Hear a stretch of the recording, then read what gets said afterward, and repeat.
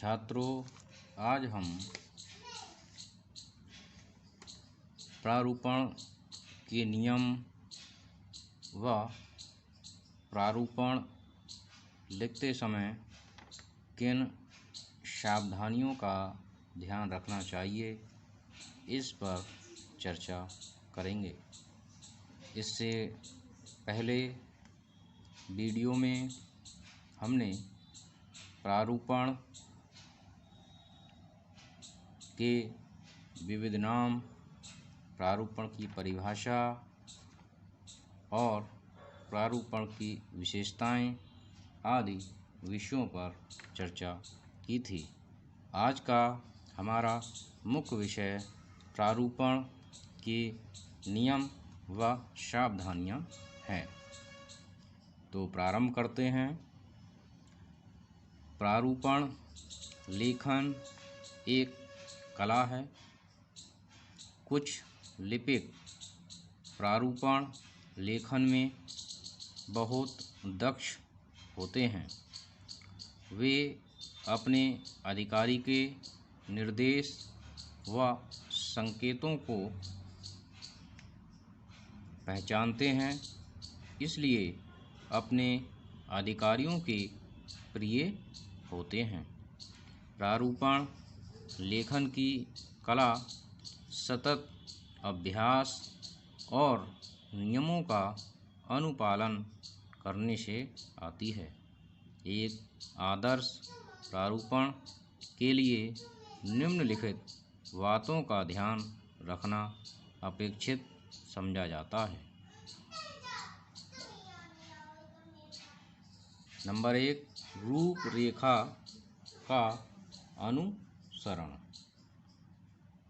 प्रारूपण अनेक प्रकार के होते हैं, इसलिए उनकी रूपरेखा भी अलग अलग होती है।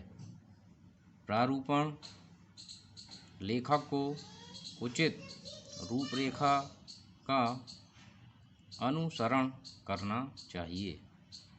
रूपरेखा का प्रत्येक बिंदु क्रमवार लिखा होना चाहिए।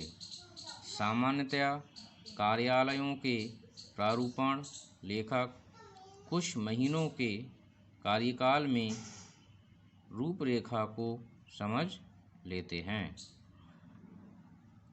नंबर 2, संक्षिप्तता। प्रारूपण का दूसरा और महत्वपूर्ण नियम है संक्षिप्तता। प्रारूपण में विस्तार और विवेचन का अवकाश नहीं होता है। विषय वस्तु संक्षिप्त और तथ्यपरक होनी चाहिए। यह ध्यान रखना चाहिए कि संक्षिप्तता के मोह में अस्पष्ट व अपूर्ण न हो जाए।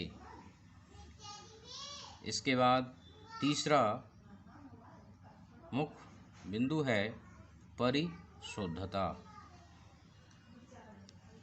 प्रारूपण में लिखे जाने वाले तथ्य जैसे क्रमांक, पत्रांक, संख्या, दिनांक, संदर्भ आदि एकदम सही होने चाहिए।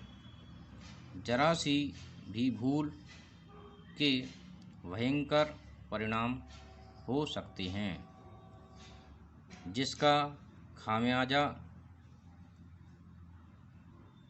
प्रारूपण लेखक व उस संस्था को उठाना पड़ सकता है।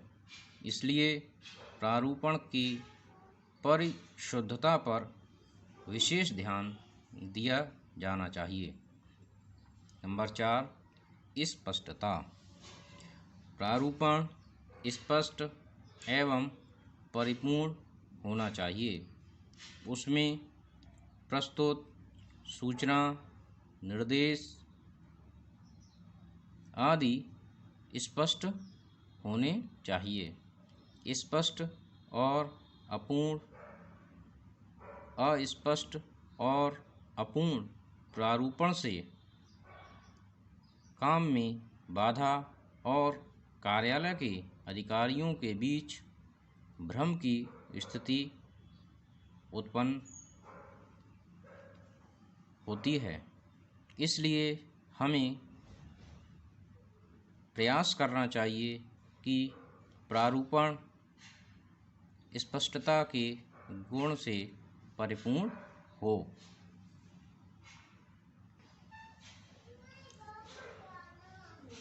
प्रारूपण का 5वां नियम है क्रमबद्धता। प्रारूपण करते समय यदि कई बिंदुओं के विषय में लिखना है तो उन्हें क्रमशः लिखना चाहिए। यदि आरोप पत्र में कई आरोप लगाए गए हैं तो उनका स्पष्टीकरण उसी क्रम में दिया जाना चाहिए जिस क्रम में आरोप लगाए गए हैं। उनका क्रम परिवर्तित कर देने से उसमें भ्रम की स्थिति और अस्पष्टता आ जाती है। इसलिए प्रारूपण लेखक को क्रमबद्धता पर विशेष ध्यान देना चाहिए। उसके बाद नंबर 6, भाषा शैली में प्रामाणिकता। सरकारी पत्राचार की विशिष्ट पारिभाषिक शब्दावली है और परंपरा से चली आई शैली है। प्रारूपण में उस भाषा, शब्दावली और वाक्य रचना आदि का सम्यक व्यवहार किया जाना चाहिए। वाक्य रचना श्लिष्ट, स्पष्ट तथा व्यवहारिक होनी चाहिए। 7वां बिंदु है अन्य पुरुष का प्रयोग। प्रारूपण में अन्य पुरुष का प्रयोग किया जाता है। मैं, हम, तुम जैसे शब्दों का प्रयोग न करके अधिकारी का पदबोधक शब्द का प्रयोग किया जाना चाहिए, जैसे कुलपति महोदय का निर्देश है, कुल सचिव का मानना है आदि वाक्यांश होने चाहिए। नंबर 8, निष्पक्षता। प्रारूपण पूर्वाग्रह, पक्षपात तथा कटुता से मुक्त होना चाहिए। जो भी लिखा जाए तथ्य पर आधारित होना चाहिए और इसमें निष्पक्ष बात कहनी चाहिए। इस प्रकार छात्रों, एक अच्छे प्रारूपण में रूपरेखा का अनुसरण, संक्षिप्तता, परिशुद्धता, स्पष्टता, क्रमबद्धता, भाषा शैली की प्रामाणिकता, अन्य पुरुष का प्रयोग, निष्पक्षता आदि गुण होने चाहिए।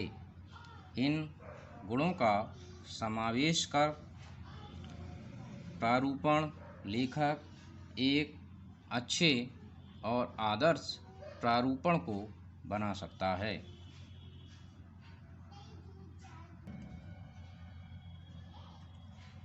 प्रारूपण के नियम व सावधानियों की चर्चा करने के उपरांत अब हम प्रारूपण की रूपरेखा के विषय में जानेंगे। सरकारी कार्यालयों में प्रारूपण की एक पद्धति है। सामान्यतया सरकारी कार्यालयों में प्रारूपण निम्नलिखित रूपरेखा के अनुसार अर्थात प्रारूपण की सामान्य रूपरेखा इस प्रकार रहती है।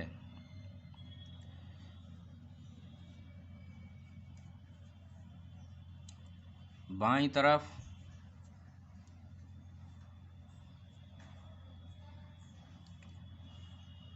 पत्रांक कुछ प्रारूपणों में देखने को मिलता है, लेकिन हमने इसमें दाईं तरफ पत्रांक को लिखा है। पत्रांक दाईं तरफ और बाईं तरफ दोनों तरफ प्रारूपण में देखने को मिलता है, तो हमने इसको दाईं तरफ लिखा है। नंबर 2, प्रेषक के कार्यालय का नाम। प्रेषक जो प्रारूपण करता है, जो पत्र को भेजता है, प्रेषक के कार्यालय का नाम। उसके बाद नंबर 3, यहाँ दिनांक लिखना होता है। उसके बाद में बाईं तरफ प्रेषक का नाम, इसके साथ ही उसका पदनाम भी लिखा जाता है। इसके बाद नंबर 5, बाईं तरफ प्रापक का पद, प्रापक का पता लिखा जाता है। इसके बाद नंबर 6, विषय, किस विषय से संबंधित है यह इसमें लिखा जाता है। नंबर 7, संबोधन। संबोधन में महोदय, महोदया, मान्यवर, माननीय, श्रीमान आदि शब्दों का प्रयोग किया जाता है। उसके बाद नंबर 8, निर्देश। यह प्रारूपण का मुख्य भाग होता है। इसको लिखते समय विशेष ध्यान रखना चाहिए। इसके बाद दाईं तरफ स्व निर्देश लिखा जाता है, जैसे भवदीय आदि। उसके बाद हस्ताक्षर किए जाते हैं। नाम अधिकारी, सामान्यतया मोहर पद अधिकारी लगाई जाती है, अर्थात मोहर में अधिकारी का पद नाम लिखा होता है। उसके बाद पुनः हम बाईं तरफ आते हैं। नंबर 11, संलग्नक। उसके साथ जो भी संलग्न करना है वो यहाँ पर क्रमशः लिखा रहता है, नंबर 1, नंबर 2। नंबर 12, पृष्ठांकन। पत्र की प्रतियाँ कितने लोगों को भेजनी है उनका विवरण क्रमशः यहाँ रहता है। उसके बाद नंबर 13, लिपिक के हस्ताक्षर। अंत में लिपिक अपने हस्ताक्षर कर देता है।